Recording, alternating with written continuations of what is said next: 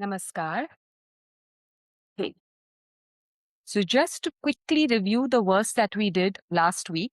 Sarvasya Bharata Tasmat Sarvani Bhutani Dehe of all beings is eternal, nityam, and cannot be slain, avadhya. Therefore, you should not grieve. Nasho chitum marhasi. For any of these beings, Sarvani Bhutani. So we looked at a story when we were discussing Shankara last week, about the Chandala. So I didn't complete it purposely to keep it for a revision for this particular verse. Is that a quick recap? Shankara is coming down the steps of the ghats at Varanasi and he's surrounded by his disciples. Some stories say he said it, others say his disciples say it. He's coming down and a Chandala, an untouchable, a reject, is coming from the front. And one of them says, move out of the way. Why? Because Shankara was a Brahmana. And this Chandala, this untouchable, looks up and says, who or what are you asking to move? This body, which is made of the same composition. In chapter 7, Krishna talks about his lower prakriti, the eightfold prakriti, 5 elements, mind, intellect and ego, and the Atma. So is it this body that you're asking to move out of the way, which is the same, made up of the same things? Or is it the Atma, which is one in you and in me? So what should I move and where should I move? And to that, Shankaracharya just springs forth with the Manisha Panchaka. 5 verses, beautiful verses, which are also on the bucket list of the wisdom series that Project Self is trying to put together to explain that deeply. And the refrain in those verses is, one who knows that Brahman alone shines in all, be he a Chandala or a Brahmin, he is my Guru. This is my Manisha, this is my conviction. Now, why I brought this up is because the caste system is going to be touched a little bit in the next verse that we are going to do together. So the word Brahmin has come in this Manisha Panchakam. And the verse that we've just discussed basically talks about the Manisha Panchakam, right? That the bodies that we all have, they may look different, they may seem different, they may interact with the world different, but they are made out of the same 5 elements: and mind, intellect, ego. That differs, but the same 5 elements. And in it, what verse 30 says, the Atma is eternal, it is one. It is the same in you, it is the same in me. And that is kind of the string that this particular chapter beats on throughout, right from the beginning to the end. So very important to understand that. See, remember, chapter 2 is an index chapter. It is the overview of the entire Gita. If there is one thing, just one thing that you want to take away from it and build your understanding of the Gita and your life around it, is I am not the body, I am not the mind, I am not the intellect, I am not the ego, I am not the vasanas, I am not this world, I am the eternal Atma. This has to become like a, hypnotic talk that you're keeping on saying to yourself. Because when this starts becoming clear, the foundation for your Gita understanding and for Gita to weave through your life becomes very, very smooth. If this itself you're, wavering up and down and you're not quite getting that, then what follows doesn't make sense. So what he said over here, again, bring yourself back to Arjuna's problem and to your problem. I am not able to handle this situation because either my body is affected. In Arjuna's case, all these bodies are going to die. My emotions, my mind is affected. My emotions are going to be hurt. My intellect doesn't think that any of this is right. These people are worship worthy, O Krishna. These are my loved ones, and you're asking me to slay them? So on every level, he's affected. That is his problem. And Krishna has told him all these bodies, right now, these bodies that are standing on the other side, whether they are worship worthy, whether they are your most loved and cherished ones, are standing on the side of adharma. That's something again that will come up in the next verse. Your body is standing on the side of dharma. So whatever we face in life, you'll see your biggest challenges are going to come with people that matter the most to you. What you have to do is, if you are aligned to dharma, just do it. That is why there's this famous saying for parenting workshops, we use it often. Spare the rod, spoil the child. Have you heard that? Sometimes you have to take difficult steps to put adharma, whatever way it's playing out in front of you, and bring it to dharma. And that test will not come with strangers, because with strangers you can do it easily. Go back to how when Arjuna very boldly, very confidently, we studied this in such great detail, told Krishna, take my chariot, Krishna, ordered Krishna, take my chariot between the two horses. I want to see who wants to fight with me. So proudly he said that. Now the mastermind of Krishna, he could have easily driven that chariot in front of Duryodhana, Karna, Dushasana, right? He could have taken the chariot there. If he had taken the chariot there, what would have played in Arjuna's mind first? First and foremost, the very trigger, the last straw on the camel's back was Draupadi Vastraharan, his wife being derobed by all these people, especially Dushvasana. So if he had taken the chariot there, in half a second, Arjuna would have picked up that bow and arrow and annihilated, begun the war. But it would have been a weak war, because somewhere during that war, that chariot would have turned towards these people who he loves in the middle of the war, who he loves, who he absolutely adores, who he worships. And there, imagine, in the middle of the war, his arrow falls down. Is the war going to stop for Krishna to give 18 chapters of the Bhagavad Gita? Impossible. You are as strong as your weakest link. If you want to develop spiritually, if any of us wants to develop spiritually, we have to find out tote ki jaan kaha fasi hai. Where are we stuck? And right at the onset, Krishna brings Arjuna to where he's stuck. And he settles that stuck before Arjuna fights that war, wins that war, and realizes whatever else he has to realize after that. That is why chapter 1, we were just discussing in a class yesterday, is so often brushed away by so many people. Many commentators, teachers, many classes when I was studying, I attended, they didn't even do chapter. Yeah, just read through. It's Arjuna crying. We have spent a lot of time writing that book and talking about it. Because in that, if you don't find your problem, the rest of the Gita is meaningless. So in verse 30, you have to pause, like Rajesh called it a bridge verse. You have to pause to understand this completely. All the bodies, all the circumstances that you're seeing around you are passing. Your Atma is eternal. The more and more you orient yourself towards that Atma, the less and less there will be affectation with what is happening around you. Why do you need affectation to be less? So that you can work toward dharma. You can work towards exhausting your vasanas. You can work towards your evolution. If that is not settled around you, there's no way you can focus on any of this. So with that revision of that, let's go to the next verse, which is verse number 31. Verse 31, page number 239. Swadharmamapi chavekshya nyavikampitum dharmyadi yuddhashreyo kshatriyasya na vidyate.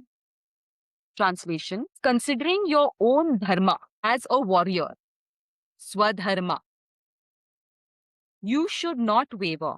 Na vikampitum arhasi. For a warrior, for a Kshatriya, there is no greater duty than to engage in a righteous battle. Dharmyadi yuddhyat. So now, just at a glance, what is he saying over here, basically? He's mainly talking about telling Arjuna, look at who you are in this moment on all levels of your personality. Your physical level, your mental level, your intellectual level, and your spiritual level. Just look at yourself. Pause for 1 minute to look at yourself and align it to what you're supposed to do in the moment. What is it that you're supposed to do?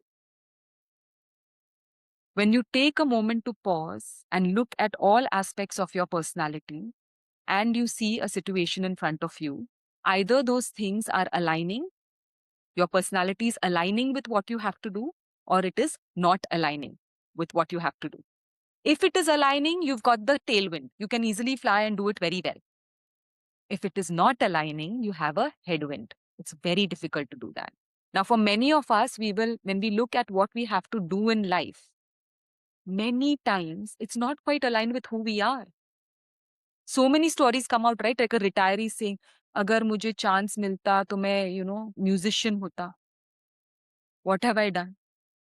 I've never worked in corporate, but I don't know how many of you all are 100% swadharmically aligned to what you're doing in corporate. From what I hear, many are not. They're doing because they've studied that. They're doing because it pays. My own husband. Why am I going outside into the box? It pays great. You have the position. You have,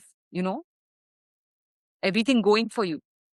So what he's telling Arjuna over here is for who you are, what you are, what you have to do is perfectly aligned for material satisfaction to finish what you have to do in the world, and especially for spiritual evolution. Now let's break this down a little bit more. Arjuna in chapter 1, he expressed this great concern that I'm going to commit sin by killing all these people. These people are worship worthy and all that. I'm going to commit sin. There's a famous line which says, Dharmo rakshati rakshitaha, which means that if you are aligning with dharma, dharma also essentially now for us as Gita students amounts to, I am not the body, I am not the mind, I am not the intellect, I am the Atma. If you're aligned to this, and if you're aligned to the truth of the world, the current truth of the world, you are not accruing any sin and you have to do something. A robber holds a knife and puts it inside somebody's stomach. It's crime. A surgeon takes that knife and cuts somebody's stomach. It is saving a life, right? Now, both might be very fond. I know I have a very good surgeon friend over here who says, as a child, I used to love to play with knives. I used to love to cut things. I used to love to cut things. He used to actually cut chicken and all that for his mother when she used to cook. And he said, it's so fascinating that now I'm just cutting and saving lives. You see? Now, if this same child did not get that avenue into becoming a doctor, and this became an obsession of cutting, I don't want to spell it out. What could have gone wrong? Right? So what Krishna is saying, your Swadharma is to be a warrior. Imagine you have got this on a golden platter, whether you like it or not. Avashyaya, that word comes up in the Bhagavad Gita. Avashyaya, helplessly. Your gunas, your vasanas will drive you to act in a certain way. Whether Arjuna wants to be righteous or not, he is a king. His very disposition is to fight, is to win, is to rule, is to enjoy kingdoms, is to enjoy wealth. That is his Dhananjaya. Dhananjaya, Krishna is calling him over and over again. That is who he is. So whether he likes it or not, he is going to fight. Now, if he's using that innate vasana of his, that innate swadharma, his innate gunas, to fight a righteous war. Two things are happening over here. Please see. One is he's exhausting. He's doing what he's naturally made out to do. We've given wonderful examples of Michael Phelps and Bolt in the book. Please read. He's naturally expressing what he has to do, and he's doing it for the sake of dharma. So he's exhausting vasanas here. He is re-establishing, he's contributing to righteousness, and he is spiritually evolved. So what Krishna is saying, for who you are, there could be no better field to act it out than for a righteous reason. Please do not waver. Now, Swadharma. There's a great temptation to pause at each time and unravel everything, for us also and for y'all also. But I heard an interesting quote. If you tell the child the name of the bird he's interested in, he'll never look for the bird again. Okay? And that is why, though Krishna gives out the entire chapter 2 as a overview of the Bhagavad Gita, Arjuna has to stay till 18th chapter to understand what exactly it means.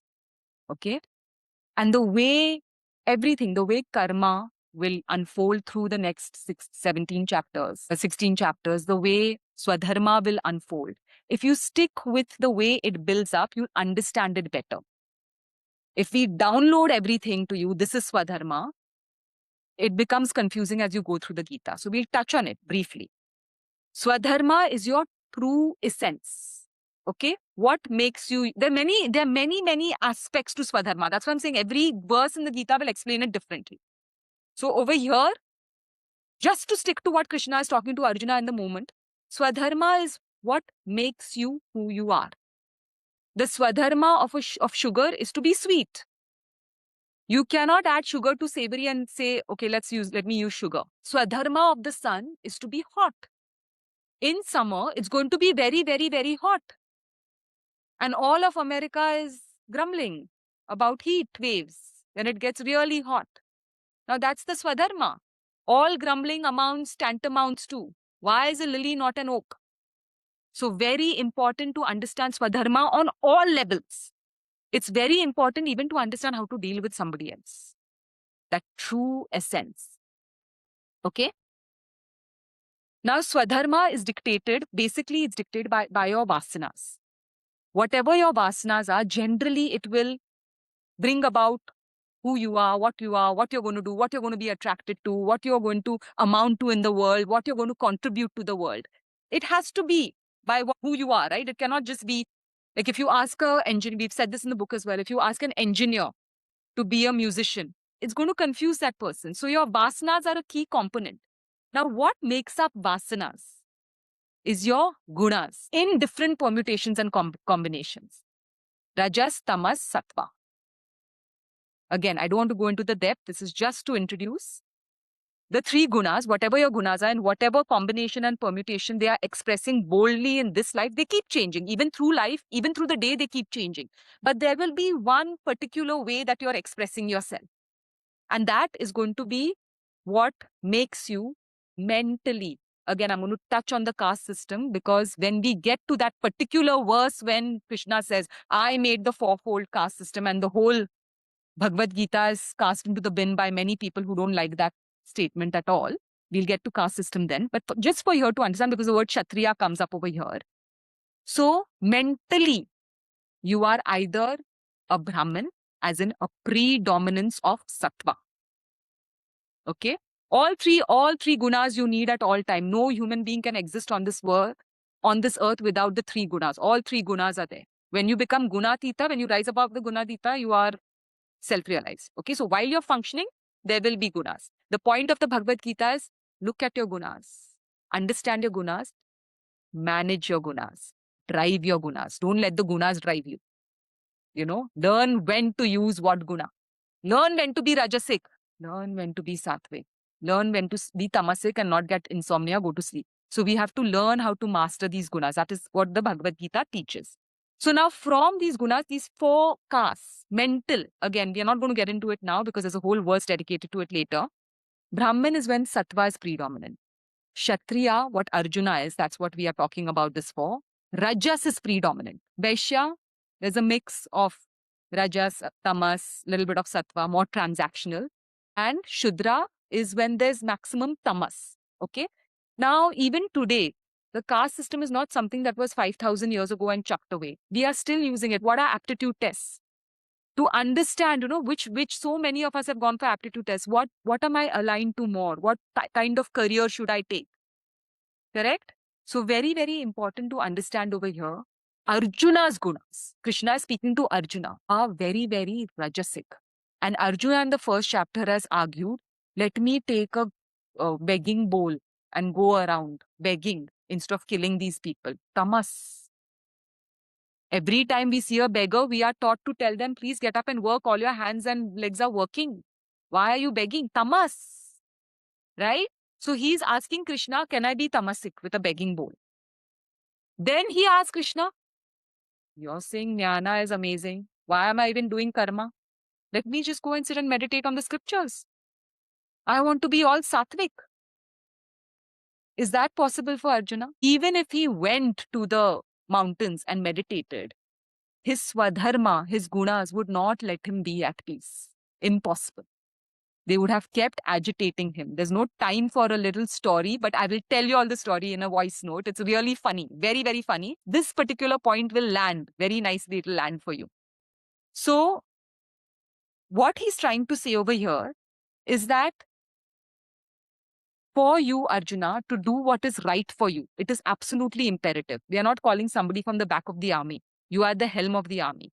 You are the leader of this army. For you, first and foremost, as a duty, as a basic duty, you have to fight this war.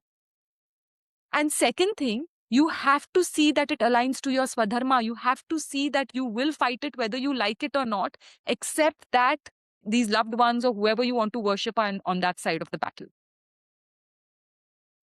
So he's literally pleading to Arjuna to look at himself clearly, who he is, what he is, to understand his duty.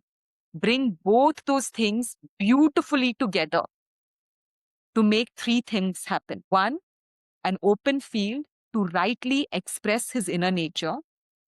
Two, to dharmically align with what his duty is, to do good for the others. And third, in doing that, to spiritually evolve. Now, the Bhagavad Gita, especially with this verse, is often put down as a war-mongering text that Krishna is saying, go fight and all that. Please understand, we've said this again and again, it's an internal battle. It's not an external battle. The battle is between the good in us, which is Pandavas 5, which is by default less.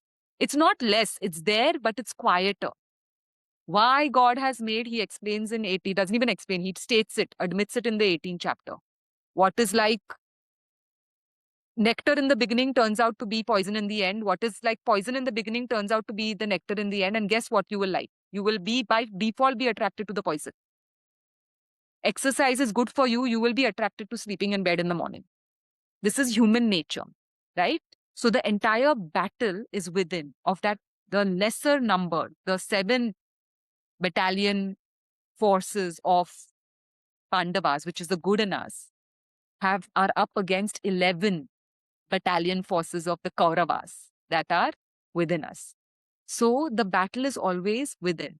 And to prove that it is not for somebody who's, you'll say, oh, I'm not Rajasic. Oh, I don't face. Like in another class, somebody was asking me, if somebody is being really mean to me and all that, and I'm being affected, but I don't want to confront. So we got into that whole discussion. Her thing was, I'm not confrontational, and Gita is saying confront. No. Mahatma Gandhi was not confrontational. And Gita, he treated as his mother. Every time he was in a fix, he used to open Gita to any chapter and just read one verse and get inspiration from there. Whenever he was stuck, he used to go back to the Gita again and again. And he did the whole Ahimsa movement in India to a point of fault where we are suffering till today. But never mind. I don't want to get into the political aspects of what is right and wrong.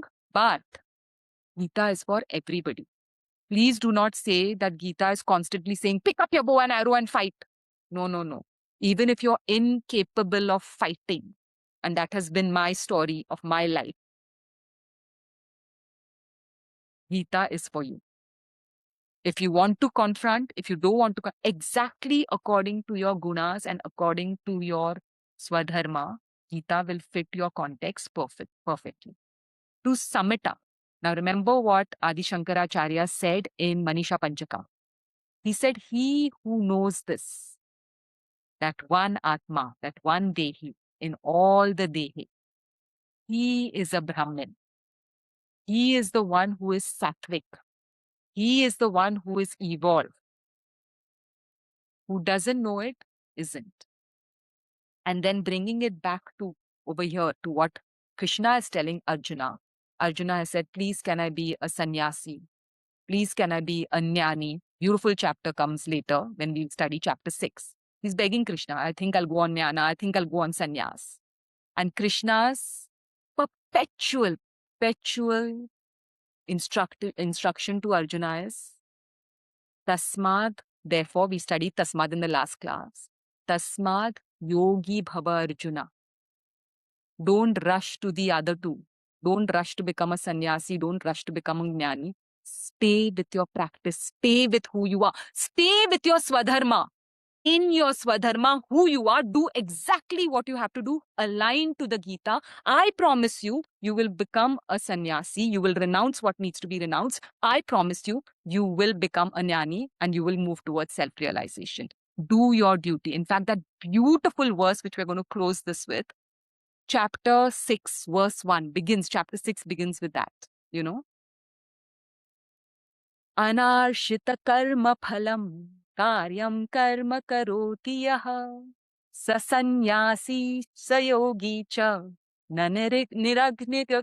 What he says over there, sorry, what he says over there is that without considering why I'm doing this, what is going to happen after that, if you just do what you're supposed to do. Just now, Arjuna has just been pleaded, implored, just fight this war. Forget about the outcome. And his outcomes are largely at this moment, threaded to the fact that he's going to kill his loved ones. That is the sad part. Just karyam karma karoti yaha sa sannyasi sa yogi cha. You will move to that part where you don't have to do this anymore. You don't have to kill anymore. And you will realize the truth ultimately. But for now, Arjuna, you cannot look right. You cannot look left. Your Swadharma dictates that you are a warrior. Your duty dictates that you have to reestablish righteousness over here.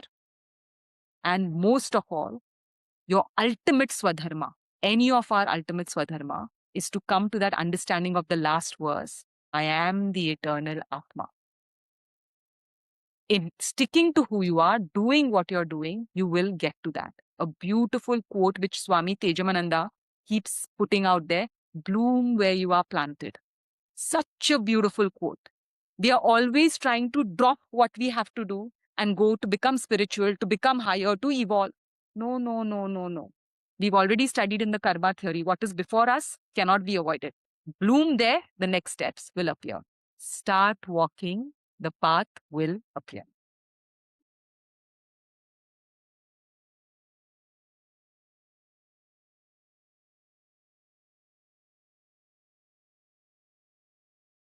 Thank you, Avanti. So I'll just supplement a few points. Not going to repeat what Avanti said. So from a structure perspective, this shloka moves to the next topic.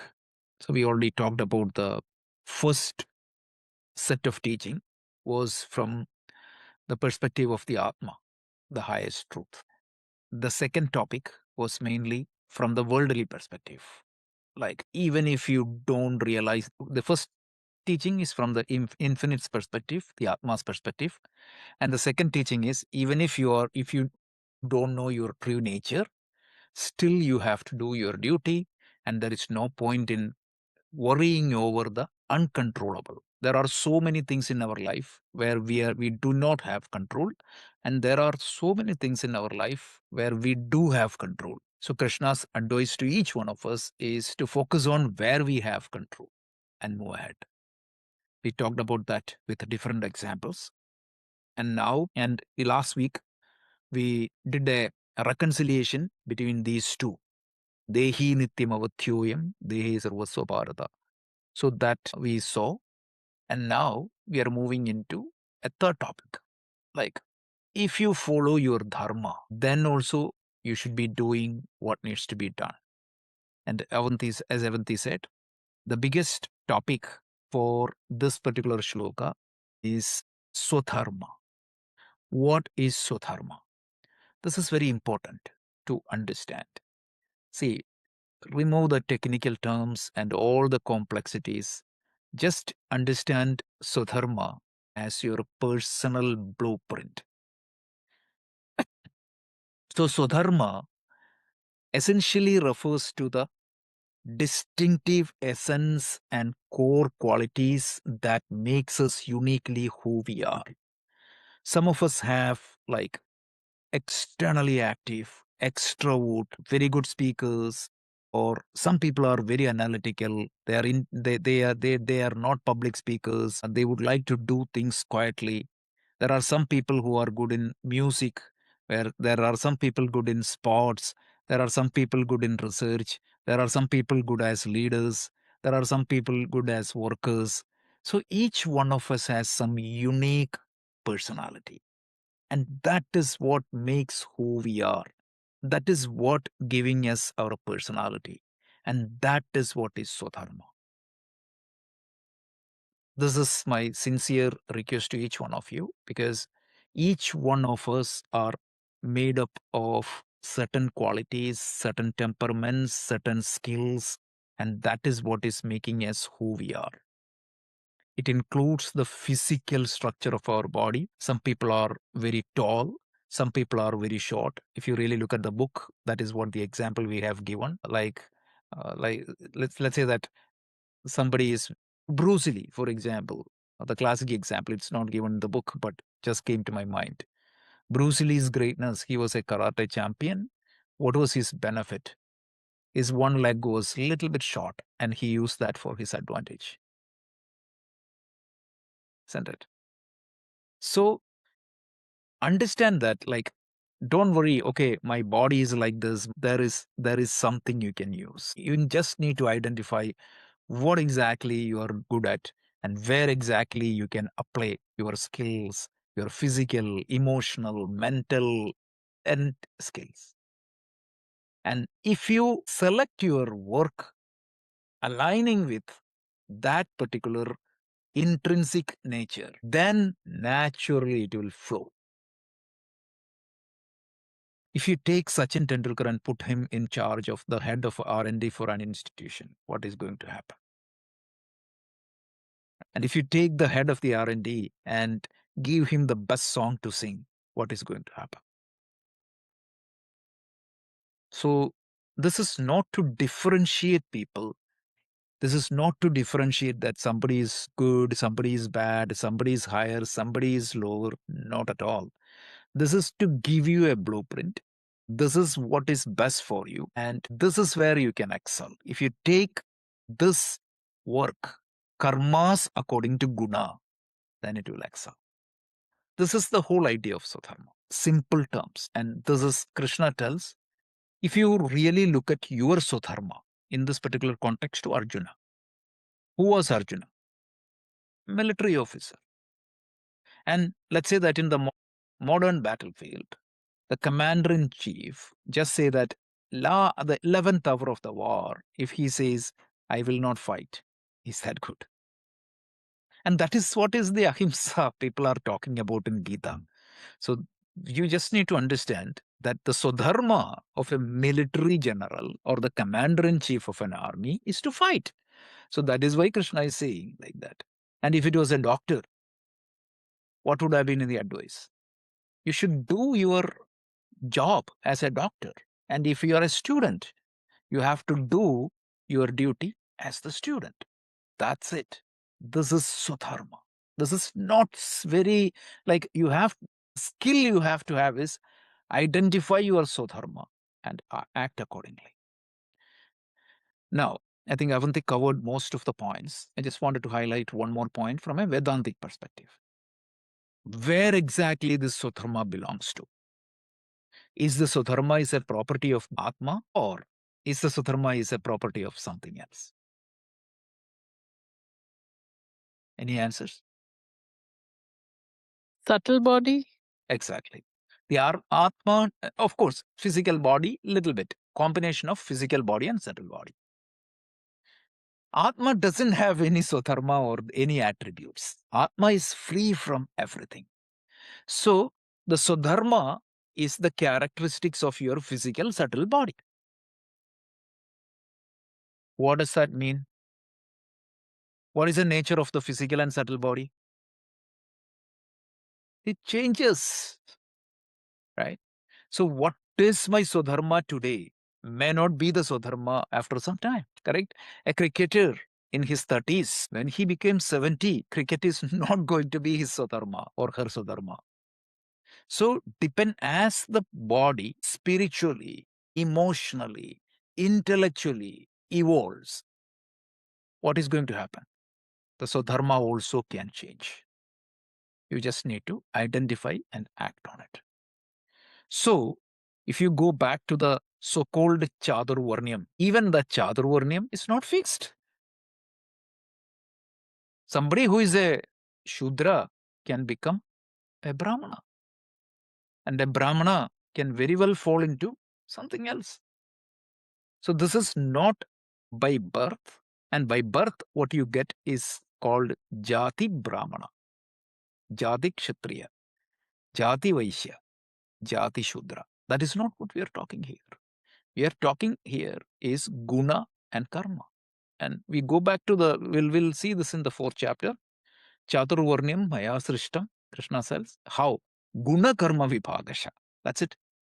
He didn't say Janma Karma Vibhagasha. So this is all misunderstanding, misinterpretations. Please don't fall into that category. Let's not even use that terminologies because it is very divisive and very much confusing. So just understand that the Swadharma also evolves as the time goes by. So that's the second point. And finally, alignment and misalignment with Swadharma. If I align with Swadharma, what is going to happen? I will be in a flow because I will be working. My body, mind, and intellect is working, aligning with my Swadharma. It is going to give efficiency in work on one side, material success on one side, and spiritual progress on the other side. Whereas if I select misalignment with the Swadharma, what is going to happen?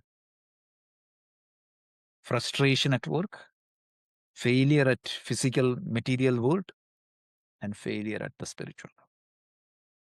This is what it is. This is the essence of. So, for a Kshatriya in a battlefield, the Swadharma is to fight. That's it. So this is very important and very practical. I'll just show you. I gave the slides, meaning offline. You can refer that. But I'll just give one infographics which captures the whole Swadharma, and then we can go to the Q&A.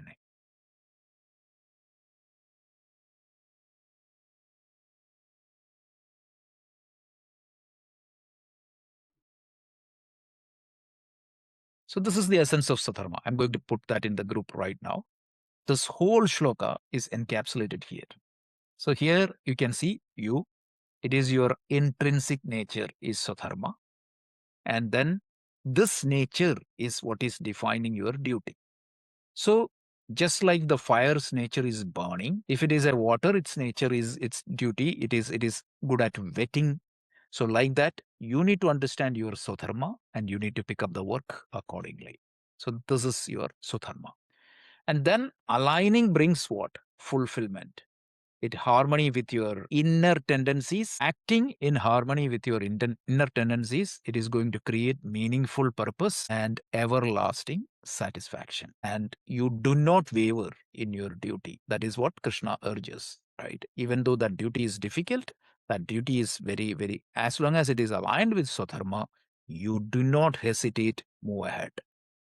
And this duty transcends your personal preference. So fulfilling the righteous responsibility, it is necessary even when the task appears to be difficult and unpleasant. And aligning with the Swadharma, what is going to happen is you will be aligning with meaning you will be gaining the inner contentment, you will be gaining material success and spiritual evolution. Misalignment, it gives inner conflict, loss of purpose, and professional insufficiency.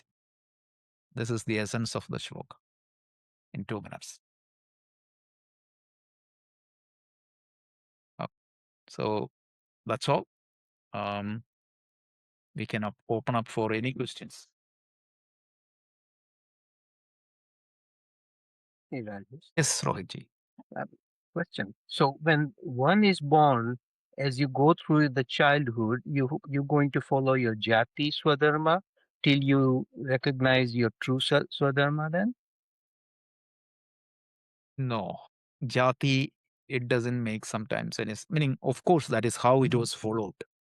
So in the ancient world, like the son of a carpenter used to go to carpentry, the son of a priest used to go to as priest. That is how it was done in the past. Is that the right way? May not be. Of course, there is a possibility that obviously if you see your dad doing this profession day and night, there is a very good chance that you may get aligned to it, but that is not the right way to do it. Meaning, as per the scriptures, it is definitely it is your guna and karma. For example, in one of the Upanishad, it is very clearly said, one boy who is a very much shudra, or somebody who has born typically in the so-called lower grade of the hierarchy. I would not call it like that, but I said like the so-called. So he comes, his name was Satyakama. He comes to the teacher. He said, the teacher asked, like, who is your lineage or anything like that? And he said, I don't know. And then Guru asked a few questions. He realized that this boy, yeah, he meaning it is found that he didn't, meaning even he don't even know his father, but his temperament is so good that you can take him. So that is how it should be.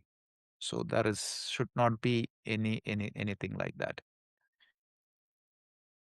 Yeah, but then one is going to be brought up as the jati Swadharma, right? If you are born in a Brahmin family, then obviously you will be learning rituals from your family or from your parents till one realizes that those are not my gunas and I want to do something else. Ancient times it was like that. Modern times I don't know. Even that is happening. But the thing is that nobody can become a Brahmin by just being born to a Brahmin family. That is completely against the definition of Varna Ashrama. So Varna Dharma tells Varna means it is the color of your temperament. So technically they call sattva, rajas, color, tamas, and three colors. So unfortunately, what happens was like the so-called caste system is very much different from the Varna Ashrama Dharma defined in Vedas. So over a period of time, these things get corrupted and it goes out. In Ramayana, you know, right? Who is Valmiki? Right. Who is Valmiki? He is a hunter. He is a tribal.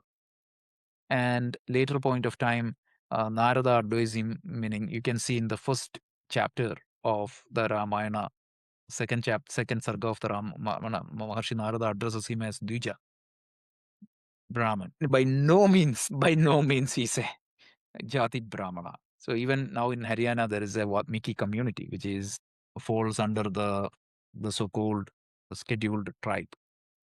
Forget that. Where exactly Krishna belongs to. He's an OBC. He's the other. He's an OBC.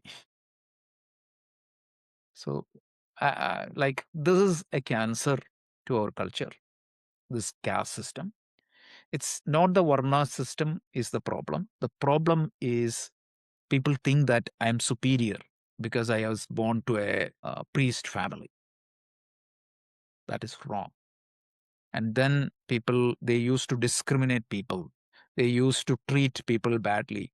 And Swami Vivekananda, he called the south of India as lunatic asylum. That is the language he has used. Because people cannot even walk in the street because they belong to a particular caste. So thus, if I take the greatest curse for our culture is the so-called caste system. Even now, in 21st century, even after crossing the ocean and coming here, people follow that. So that's a very Yes. pathetic. Those who follow, they don't understand the scripture. That's all. That's it. Unfortunately. So, from what the question you've asked, particularly one or two words just stood out, that jati dharma and the rituals. You said if we are born in a particular thing, we'll follow those rituals that are being taught to us, as a child. Right. That's what you said. What about that? So, two things I'll say over here is from my own example. I'm born into a very religious rites and rituals kind of family, but I was sent away to boarding school when I was 5. So, a Christian boarding school. Okay.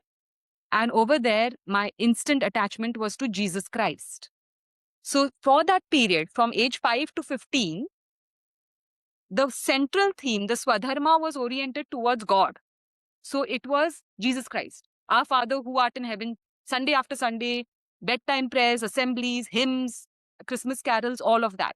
Fully during the boarding school period, that was what I was drawn to. When I came to the holidays, and because my mom was not alive, I had spent a lot of time with my grandmother. She was very ritualistic. So she used to bring me back to those rituals. I used to do whatever rituals, but I used to be sitting in front of Ganesha and saying, Dear Father Jesus. Because night and day I was being taught that, you know. Once that boarding school thing finished completely, then it came back to full Hindu ritualistic practice because that context was not there. So what we brought in the book is Swami Vivekananda was an intellectual. So this is also very important. When I said that even Swadharma dictates your spiritual orientation, he was an intellectual. I mean, the first time, if you read the Gospel of Sri Ramakrishna, this was not where he was going to go, you see. But there was a Swadharmic orientation towards that. So when he came in touch with Ramakrishna, then all of that unfolded beautifully for him. So coming back to that one quote, bloom where you're planted. If a child is swadharmically oriented towards spirituality from many lifetimes, and we already saw that, what Shankara said in Vivekachudaman, that after so many lifetimes, you come to this point where you have a scripture in your hand. So if a child is born swadharmically towards that orientation, it will naturally pick up whatever is being towards that, whether it's coming from philosophy, Western philosophy, whether it's coming from Eastern philosophy, the child will continue to follow that until they find their own. They're old enough to find, yes, this is what I'm going to practice. This is who I'm going to be. That's why forcing children into spirituality, forcing children into even those rituals that we follow is useless. Because if they are not, inclined towards that, they are not going to take it up. And about Swadharma, the funny thing is what Rajeshji was saying, I want to think, in Saurashtra, when the Mughals came in, the Mughals invaded Saurashtra. They found out one weakness of Hindus, us Hindus, that we worship the cows. Weakness, fanatic weakness. Okay. So at one point, those Mughals were less in number, and the Hindus that were coming in were a lot, a lot. What did the Mughals do? They bought cows between them, and these people dropped their arms, and the Mughals came in and killed them all. This is true story in our history. So when he was saying this is being abused, this fanatic understanding of religion, this is our dharma, we will not kill cows, we will not hurt cows. Here, what Arjuna has been told is that your swadharma, what you have to do, what your duty, everything is aligning perfectly, do it. So we have to keep bringing ourselves back to those points. So if finding your Swadharma is based on how many janmas you are coming into, right? So, like, let's say if I am 50, right? And then I am not able to figure out what my Swadharma is, right? Is that because I did not have that inclination from previous births that I have to kind of realize it? Because childhood also plays a part in it, right? Then how will I realize my dharma? I don't know if I'm making sense. I'm a bit confused with your question only. Are you talking about what you're supposed to do in life, or are you talking about your spiritual orientation? How am I supposed to, so if I have to recognize my swadharma, right? So not everyone can realize it, because part of it, from what I gather, and that could be my limited knowledge, is that it will happen only if it is supposed to happen based on my past karmas. Isn't that so?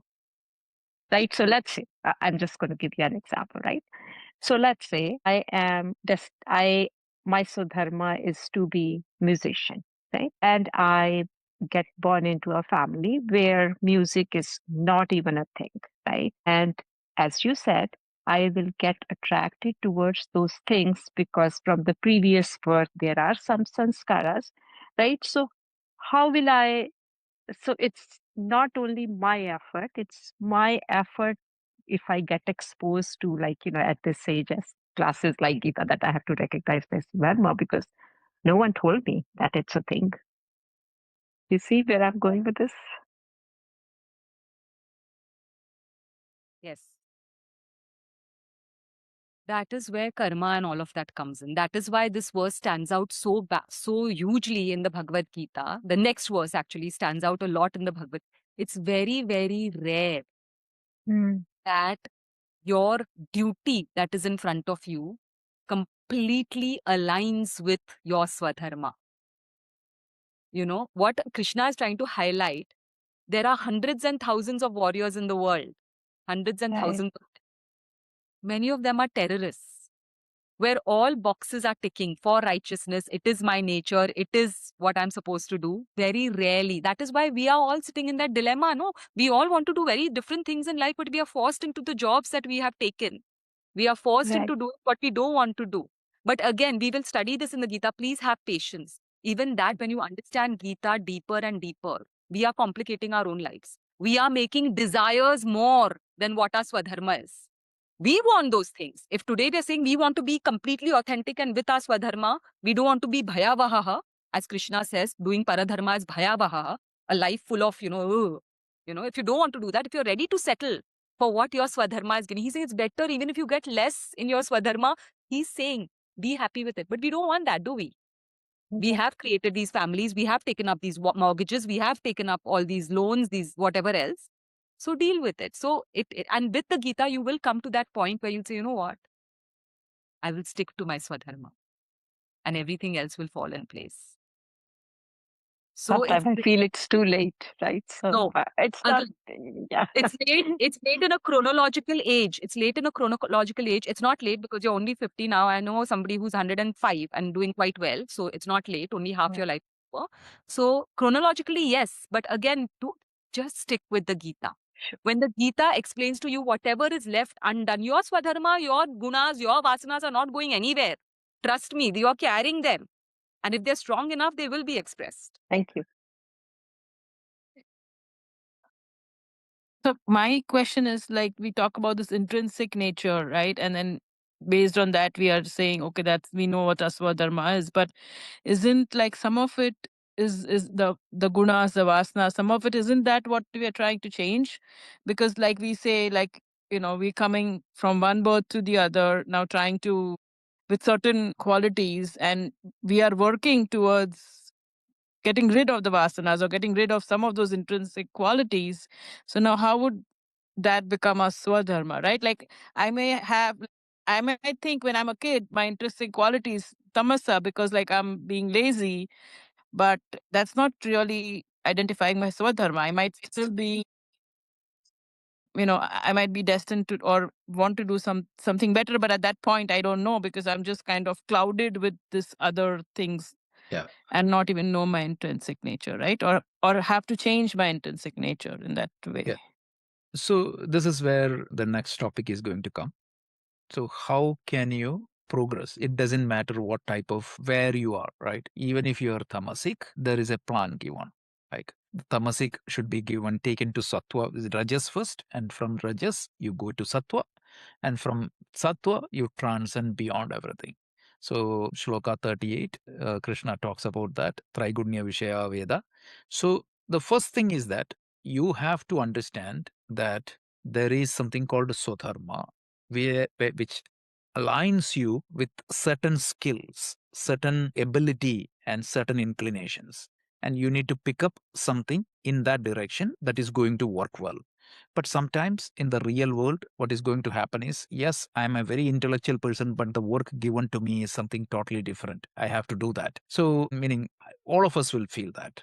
And no work in the modern world is going to be perfectly aligned with Swadharma, right? Even if you take the best possible work, still there are elements in that which is not definitely aligned with your Swadharma. So how do you handle that, right? So the first option is select a work which is aligned with your Swadharma. And the second choice is given a little bit later, it is going to come. Let's say that how do you identify whether you are Swadharma? If you don't feel that it is a work, you are enjoying every bit of it, that means it is completely aligned with Swadharma. If that is not case, there are some friction, and sometimes it is completely opposite. So if it is completely opposite, it's a problem. You may have to change the profession. It is better to change the profession. But some misalignment, you can always try to adjust by converting your action into a yoga. So that's what we are going to see in the next topic. So we will connect the dots and we will bring that step by step there.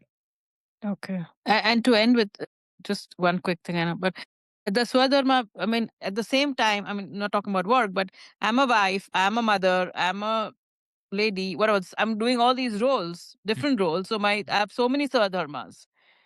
So Yeah, so there is something called a Mukhya Dharma and a Gauna Dharma. So, like, what exactly is the predominant dharma at a given role? What type of role is active? Let's say that you're a teacher and you're a mom, and your child is studying in your own class. So, in the classroom, the teacher dharma overrules or overpowers the mother dharma, right? And when the same person comes back to home, the teacher's dharma goes to secondary and the mother dharma gives. This is what Ramayana paints out like beautifully. Like when people blame Rama, sometimes he was acting in a different role. Like so this is part of the understanding of the dharma, right? Dharma is not easy and black and white. So you need to understand and according to the dharma, and that is a skill. And how do you develop that skill? By religiously following the karma yoga. So when you do the karma yoga, magically all these things will happen and your temperament started changing in a very high velocity and speed. So just be patient for the next, because we have started only Swadharma in first shloka. Just wait up to shloka 52. We will get a clear answer.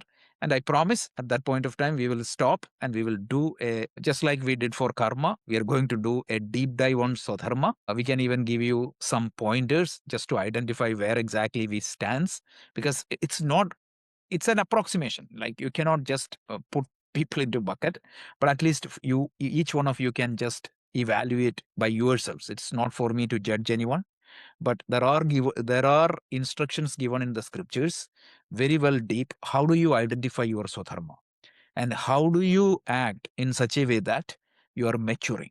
So there is exercises, there is process given. So once we complete up to karma yoga, we will revisit that topic, just like we did the karma demystified. But it's a good topic. thank Just now I got the idea. This is a good topic to be explored. you. Excellent. So it's 5 minutes after 9:30. So we will see you all next week. Thank you. Thanks, Rajesh.